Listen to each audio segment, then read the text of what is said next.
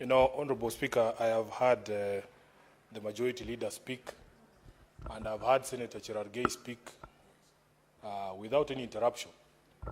I want to call on your protection early on because of the things that I want to say.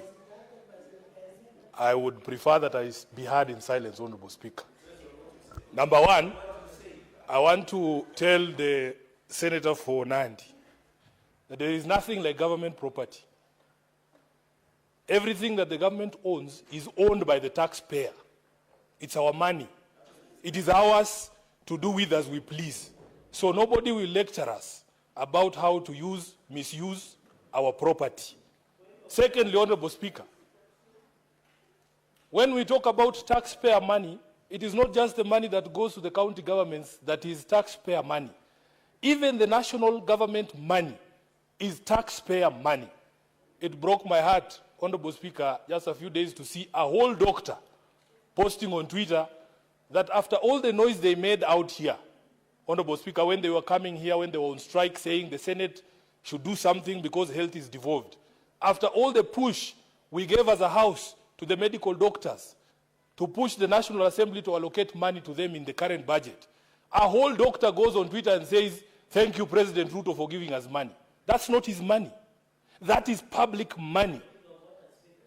Honorable Speaker, that is public money. Number two, Honorable Speaker, as a taxpayer in this country, there are very few things that make me happy because we have serious problems with the way that this government utilizes our property. Honorable Speaker, the only time when you drive around this country and you see a road sign that says road maintenance levy, your taxes have been used to improve this road. That's the only time that I feel proud to be a taxpayer in this country. But all these other times, when you talk about people putting their photos everywhere, I have seen governors, whenever there is a tax waiver, his photo is bigger than the message that is in the newspaper. I have seen governors buying billboards. The face occupies 3/4 of the billboard. The message is so small, the rest of the billboard is his face. Honorable Speaker, even this week, I have seen a governor who is my friend, and I have to say this because I want him to succeed. He has bought time on Citizen TV, prime time. I was watching the news at night, and I see a governor advertising a project that is funded by the county government, and he's saying that this project has been funded by so and so. I was very shocked. Where do you get the money, Honorable Speaker? I don't want to be informed. Sifuna, do you want to be informed? I don't want to be informed. I'm in the middle of teaching. I'm in the middle of a lecture. Honorable Speaker, so I was very shocked. You all have TVs, you can pay subscription, you will see the governor. So, Honorable Speaker, I ask that you protect me. When I began this submission, Honorable Speaker, I asked that you protect me because I knew this would happen. Honorable Speaker, we have seen images of governors. What is your point of order, Senator Chelgei? Under which standing order are you reaching the point? Speaker, I stand under standing order 101 on contents of speech. When Senator Sifuna says he's teaching us, is it part of the rules of debate, Mr. Speaker? Are there children that he's teaching here? All of us are distinguished senators, and that governor, by the way, Mr. Speaker, is Governor George Natembeya. That is why he's fearing to say. Maybe he's teaching citizens of Kenya. In fact, Honorable Speaker, if you look upstairs, you will see there are children there. Yeah, so allow me to teach. And when I'm standing here, I am not just speaking to this House, Honorable Speaker, I'm speaking to the country. So, Honorable Speaker, I have seen images of governors on something as mundane as milk packets for school milk, even on meals, Honorable Speaker. So that you want to tell us that this is Sifuna is doing. I have seen my colleagues in the National Assembly, Honorable Speaker, every single national government CDF-funded project, they have to find a way to put their names on it. Even after the courts ruled that this thing is unconstitutional, they changed now. They say, oh, this is financial year 2022-2023, patron.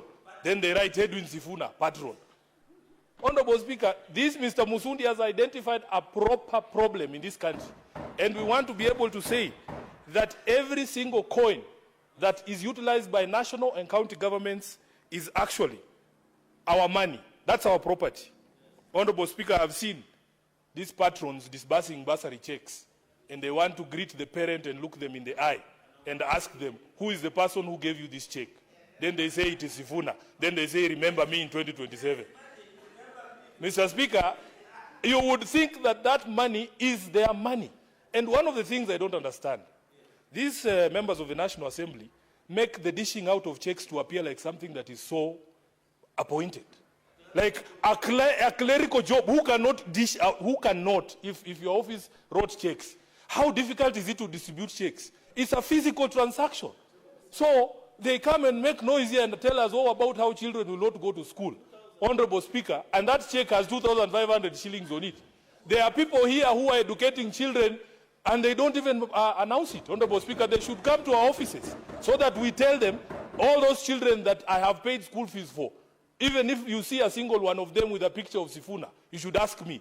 They go there and they say, this is the so-and-so who did it for me. But you don't see me presenting checks here in Nairobi saying, oh, Sifuna is issuing bursaries today. That is not your money. Can you show us photos of you issuing your own money so that you leave this public money aside, Honorable Speaker? Then, Honorable Speaker, the majority leader even wanted us to extend this thing to Plex. There was a young man who was going around this country called Morara, auditing national projects. The country is led by Plex, written, oh, this project was commissioned by William Ruto on this particular day, on this particular day.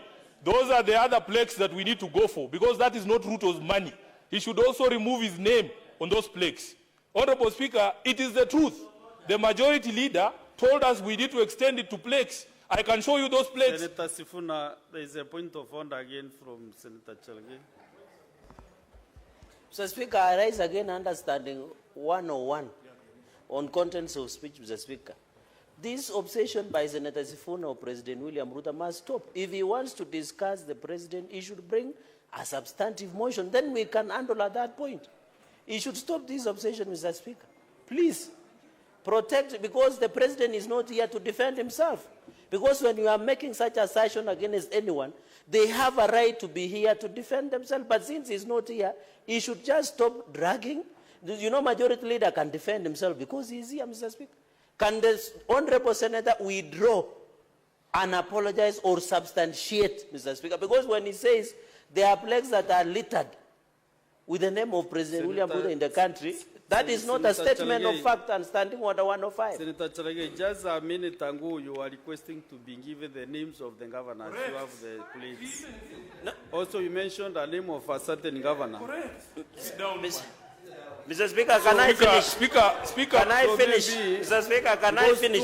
Too long. Can I finish? Listen, Senator Chalage, since too long cannot make a right. Also, Senator Sifuna, there was a communication from the chair about that standing order to avoid mentioning names of state officers who are not in this house.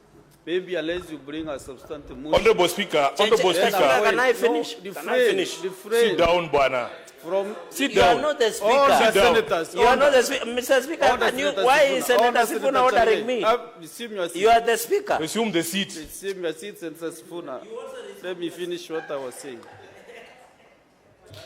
I'm saying as much as possible, you know, those plaques, those billboards and everything, whatever it is, avoid mentioning names of whatever billboard you saw, so that now we can make progress, Senator Chalge.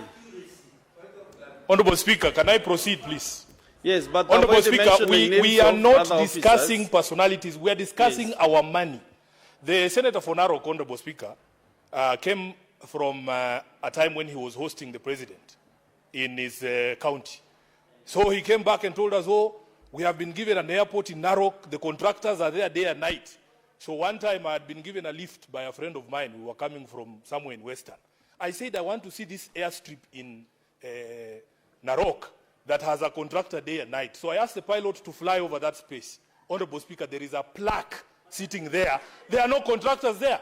That young man called Morara has gone around the whole country, has shown us. Even when you go to the so-called stadium in Wote, if you go to Camarine Stadium, you will find those plaques there. Honorable Speaker, we cannot have these gatekeepers of the executive in the legislature. You do your job, let him do his job.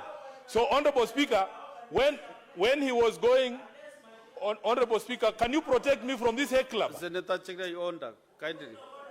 No. Honorable Speaker, do you Points know? of order are not making sense now.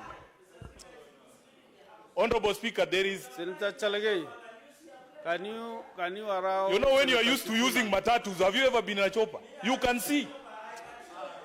No. Honorable Speaker, protect me from this. Senator Chege. Senator Chege, I'm giving you the first warning this afternoon. I'm giving you the first warning. No point of order. Honorable Speaker, please. Let Senator Sifuna be in silence. Thank you. To conclude his. Honorable Speaker, so the point that I was making, Honorable Speaker, is that those plaques with names of either projects that have been started or concluded should bear the same sign that I told you about, the Road Maintenance Levy Fund. It should say, your taxes have built this stadium in Wote. Your taxes have built this stadium in Kamarin, which doesn't exist, by the way. Honorable Speaker, let me conclude by commenting on something he said. And I was very quiet when he spoke, so I hope he will be quiet too. Honorable Speaker, as a responsible government, you cannot tell us to wait for you to face you in 2027, and you are killing us today. Albert Ojwang is in the ground. He will not be able to meet William Ruto in 2027. So if we stopped, all of us, if all of us agreed, all of us should agree. Senator all of us Sifuna, should agree. Senator Honorable Sifuna, Speaker, please don't stop me. You are now contravening standing under 121. Now the Speaker himself is interrupting me. Standing under 121. I gave a ruling, I gave you guidance. You know you cannot do elections in the Senate. We don't do elections in the Senate. So avoid mentioning names of state officers. I warned you. I cautioned you. That is the first caution again, understanding on the 121. Very well, Honorable Speaker. And you know the consequences. Very well, Honorable Speaker. Very well, Honorable Speaker. What I'm saying is this. All of us must agree that if decisions are being made democratically at an election, can we guarantee that all of us get to that election? Because you can't tell me to wait for you at the ballot and then you make sure I don't get there. Is Albert Ojwang supposed to vote from the grave? There's no such polling station. So when you talk about a state officer standing up and saying you can shoot people, as if people don't die from gunshot wounds. Honorable Speaker, we saw Rex Masai, the young man who was killed during the protest, was shot in the leg. So how can you tell people to shoot people in the leg as if those injuries are sustainable injuries? So, Honorable Speaker, we want to make it very clear that as a country, we have totally lost our way. And we will not have a conversation with someone telling us to wait for 2027 when he's not giving us a chance to get to 2027. He has become an existential threat for this country, and he must go as soon as possible. I thank you.